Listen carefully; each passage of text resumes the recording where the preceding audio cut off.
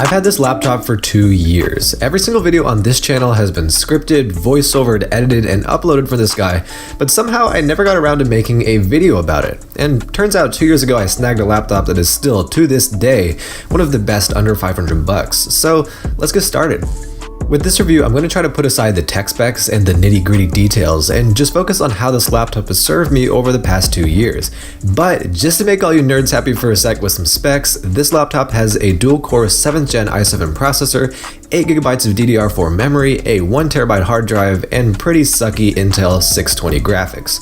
So speaking on the average consumer level again, what that basically all means is that this is a top-of-the-line work and productivity laptop. It's not the fastest computer of all time, but as far as laptops go, this is pretty close to the top, except for the graphics card, which is Intel and makes this laptop pretty bad for gaming. What I use this laptop for is mainly web browsing, video editing, and word processing, and from the beginning I've been quite impressed with how this laptop handles all of these. Web browsing is snappy and quick, and I'm able to keep a metric butt ton of tabs open at the same time, which is amazing. Word processing is like the least demanding thing you could do on a computer ever. Like literally, a computer from 20 years ago would be able to do all the word processing things you need on a daily basis today. So as you'd expect, this laptop handles that no problem. The last thing, video editing, is the most demanding of all things I use the computer for, but it still works pretty well. I use Filmora to edit, which is honestly pretty crappy software, but this computer can handle 1080p video with relatively few hiccups. Now, I said Filmora is crappy software, and I mean what I say. The only real advantage it has is that it's cheap, but besides that, it's glitchy, bug-ridden, and not even close to being fully hardware optimized. That basically means Filmora isn't taking full advantage of this computer's power, which is the reason video editing isn't the greatest experience on this laptop for me.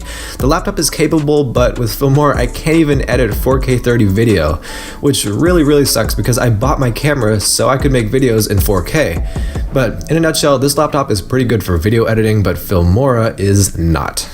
Beyond all that, I've had a couple weird issues with this laptop, like the trackpad, which just stopped working randomly at one point in time, which is super annoying, and the Wi-Fi chip, which just completely disappears like it was physically disconnected from time to time, but that issue fixes itself if you restart the computer.